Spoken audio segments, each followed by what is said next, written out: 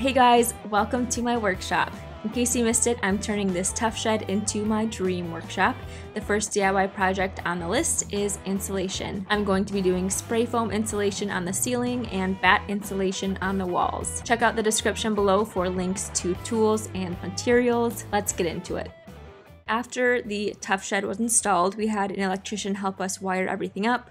Devin and I did some rough-in plumbing for a hose spigot. We made sure all of the electrical and plumbing rough-in were done before starting to insulate. First, I'm covering the floor with plastic. This spray insulation is about to get very messy, and this will make cleanup so much easier. I put plastic around the electrical panel, and I should have also put plastic around the windows and doors because they ended up getting some overspray. It's best to cover anything you don't want to get spray foam on. I'll be using this 600 square foot Handy foam spray insulation kit. The workshop is 352 square feet and I'm going to aim for 2 inches of coverage. I knew we'd be pushing it with only one pack, so I got an additional 200 square foot pack. Be sure you're wearing proper safety equipment. Everything should be covered and a proper mask should be worn. The temperature was mid 90s this day, which felt even hotter up high with the added layers, so it was very uncomfortable. If you do this for a living, you are amazing.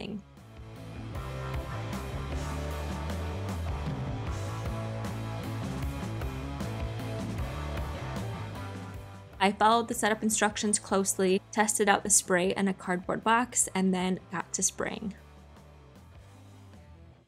We have scissor trusses and 2x4 framing, so like I mentioned, I'm only spraying about 2 inches. I ended up doing 2 coats of spray foam insulation, both coats about 1 inch thick. I found that having a tall ladder near the peak and a shorter ladder next to it worked pretty well. The scissor trusses came in handy because I was able to hang on to them as I sprayed for some extra security.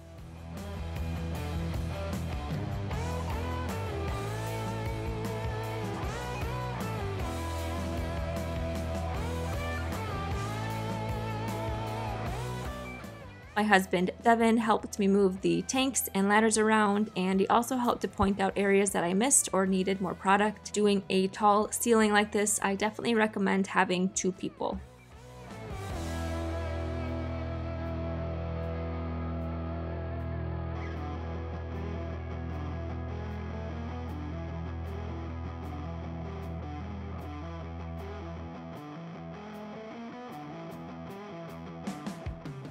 You have to work pretty quick with this product. If you stop spraying for more than 30 seconds, the spray nozzle will clog with spray foam.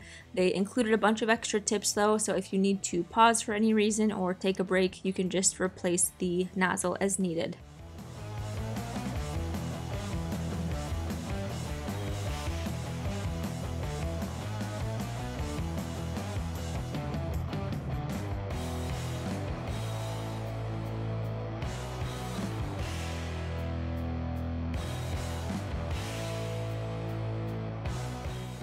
At the beginning, I tried to follow the same spray pattern, but with all the wiring, blocking, and just weird angles, it was impossible to keep a clean pattern, so I just did my best.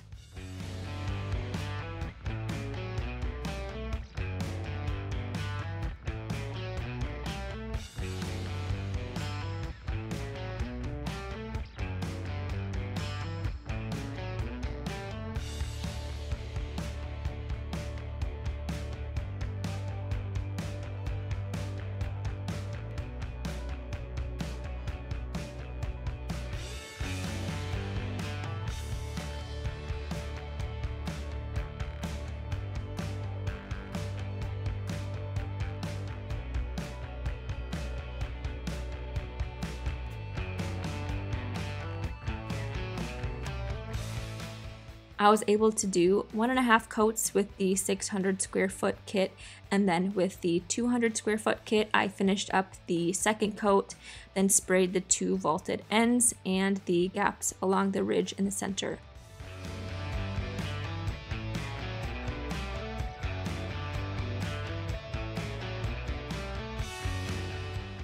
It's not pretty, but it'll do the trick, and we saved a ton of money doing this ourselves.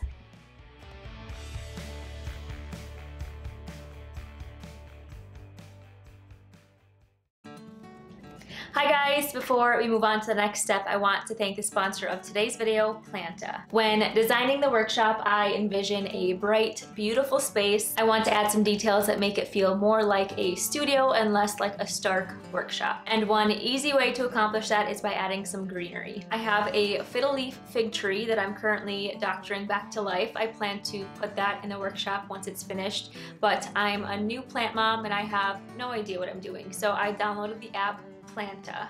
Planta is an award-winning plant care app that today has over 5 million downloads and helps take care of over 20 million plants every week.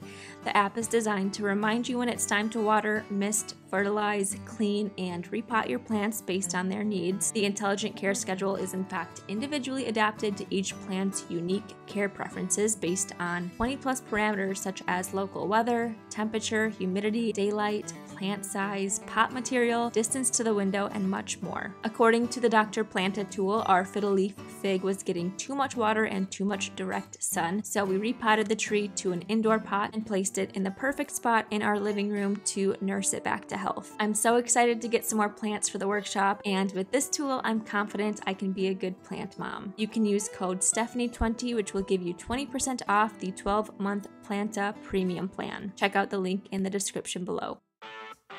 Before doing the batt insulation, I thought I would seal around the windows, doors, and any other penetrations. Be sure to use a sealant foam that's meant for windows and doors.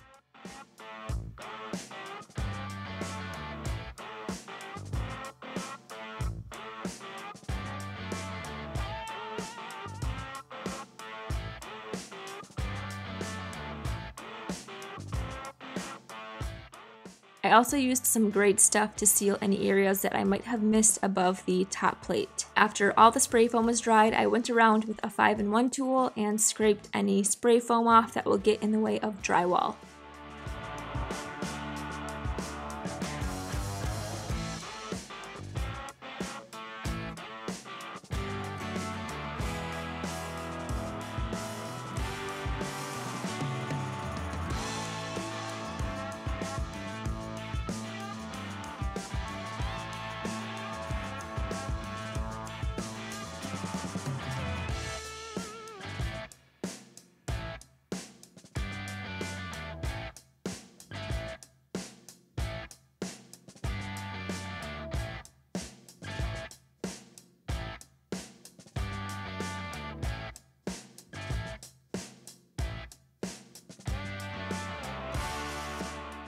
Now we can insulate the walls. I'm using R13 batt insulation on the walls. This is craft faced, so it has a paper facing, which means we don't need to cover it with a plastic vapor barrier. This package comes with 11 pieces that are 15 inches wide and 93 inches long, which fit perfectly in between our 16-inch on-center studs. Make sure you're wearing proper protective equipment. I should have had my arms and legs covered, safety glasses, and a mask on at all times, but it was over 100 degrees in here, and that advice was very difficult to follow, so do as I say, not as I do.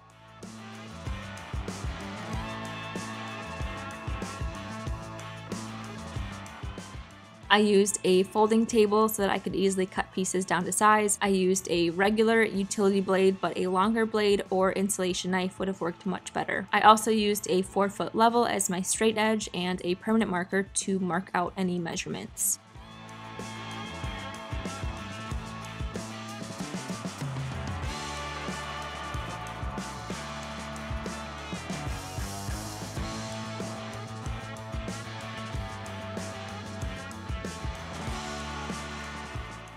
This insulation has tabs on each side that fold out and overlap over the studs. After the insulation is installed, I'll go back and staple those tabs to the studs.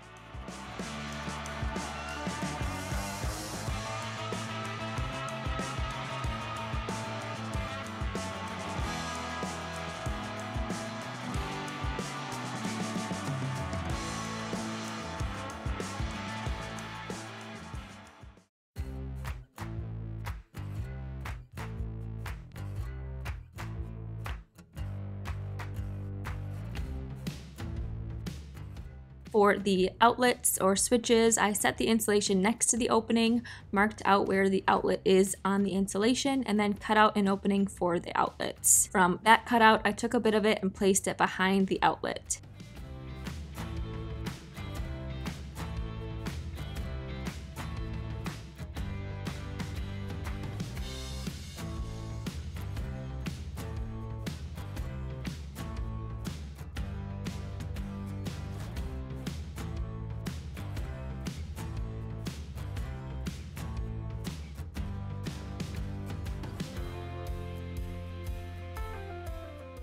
As you can see where I run into electrical wires, I'm splitting the insulation and then tucking about half of it behind the wiring and then placing the other half over top.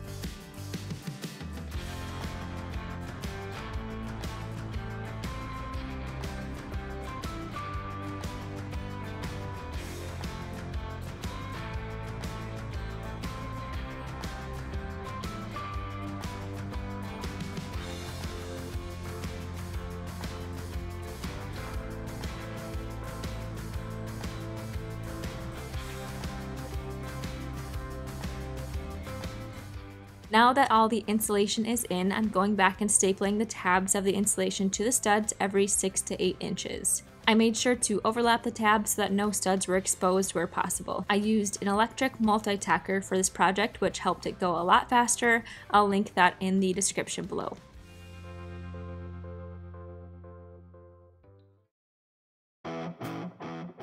There you have my take on DIY insulation. It's not perfect, there are most likely some inefficiencies, but we saved a lot of money doing this ourselves and I learned a new skill. Next week we'll be installing drywall on the walls and then shiplap on the ceiling the week after, so don't forget to subscribe so you don't miss a project. Thank you guys so much for watching.